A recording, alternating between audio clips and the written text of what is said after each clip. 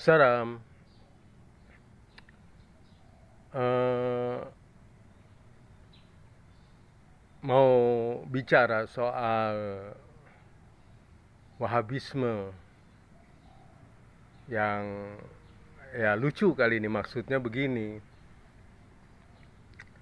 ini kejadian ya masih mudah-mudahan dulu, karena memang kita pernah jadi Wahabi. Ya tentu walaupun sudah tidak Wahabi lagi, masih banyak teman-teman ya yang Wahabi.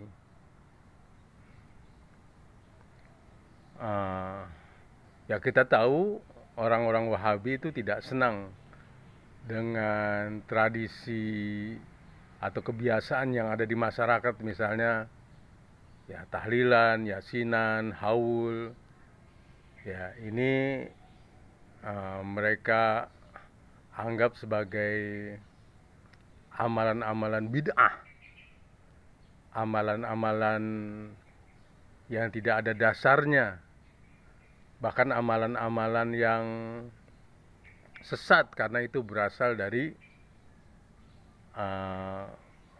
ya Hindu Buddha, menurut mereka itu.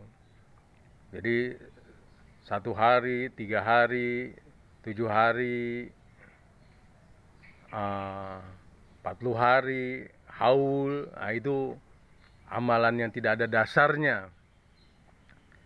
Ya padahal ya buat pembela-pembela tradisi, ya ternyata ketika dibuka ya itu ada dasarnya, ya baik secara teks maupun konteks gitu. Misalnya ketika ngumpul, ya itu silaturahmi namanya. Ya ketika ngumpul tahlil, ya yang dibaca kan Quran, zikir. Ya betapa banyak perintah-perintah untuk membaca Quran maupun berzikir. Nah begitu. Adapun 3 hari, 7 hari, yaitu amalan-amalan ya tasawuf, ya amalan tasawuf. Ya bahkan ya kalangan jamaah tablik itu yang tiap bulan dia khurut 3 hari, ya dia mengambil perumpamaan ya dengan ayam katanya. Ayam itu kalau supaya dia tidak hilang, kalau baru dibeli itu harus dikurung 3 hari. Nah ketika dikurung 3 hari, itu biasanya nggak hilang. Dia kalau dikeluarkan nanti dia tahu rumahnya. Walaupun dia keluar kemana-mana, ketika sore hari dia pulang, tahu rumahnya. Nah maka mereka biasanya ketika huruf itu ya disekep di dalam masjid, ya itikaf itu sampai 3 hari, maksudnya gitu. Jadi tahu tentang masjid. Ya ketika udah waktunya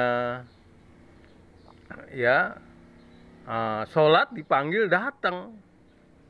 Nah maka mereka biasanya ada 3 hari, ya maksudnya itu supaya ibarat ayam tadi tahu ya waktu, tempat di mana yang kembali kepada Allah Subhanahu Wa Taala, dengar azan dia tahu tentang masjid. Nah itu 3 hari. Jadi amalan-amalan untuk ya yang sifatnya diulang-ulang dan terlatih, diharapkan nanti jadi ingat. Dalam ini ya ingat azan.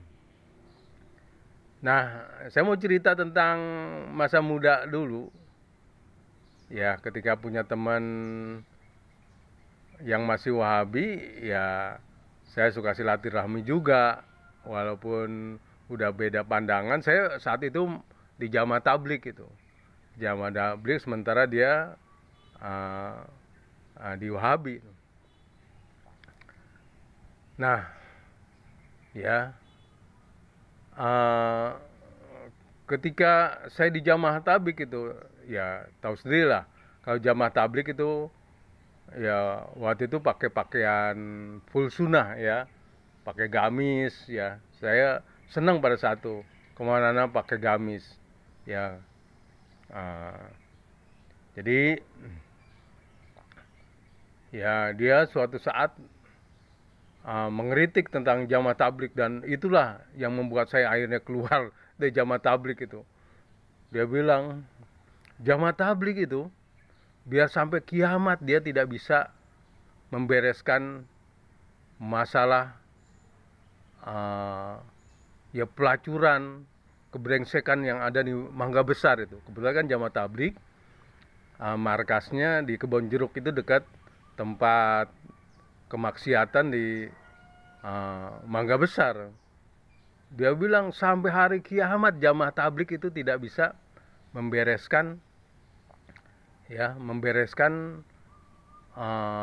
kemaksiatan yang ada di Mangga Besar, karena jamaah tablik cuma ngajak doangan, sifatnya amar ma'ruf, tidak nahi mungkar.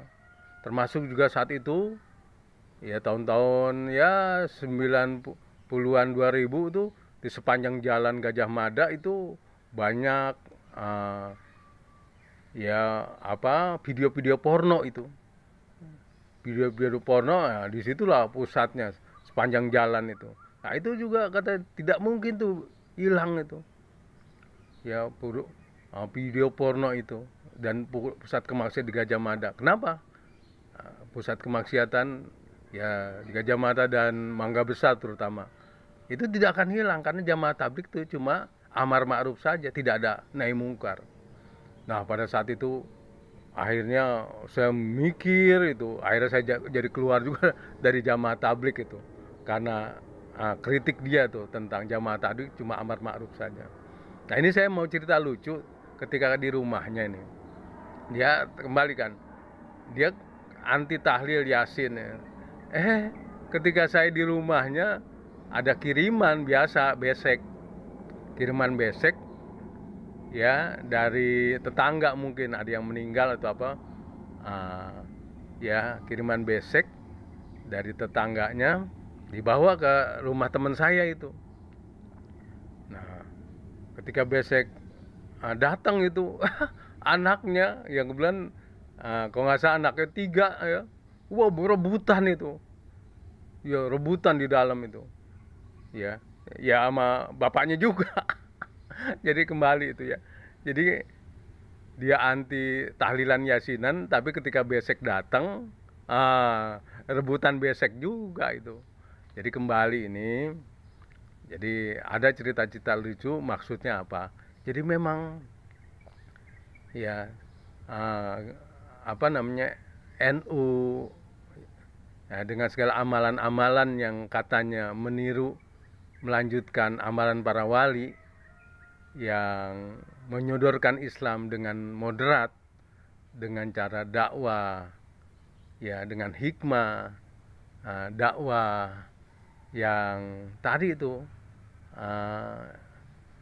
ya sangat disukai oleh masyarakat. Misalnya tadi itu ada kata-kata kan gitu, kalau kamu ingin disenangi ya tadi itu, cinta itu bisa datang melalui perut, love through stomach ya.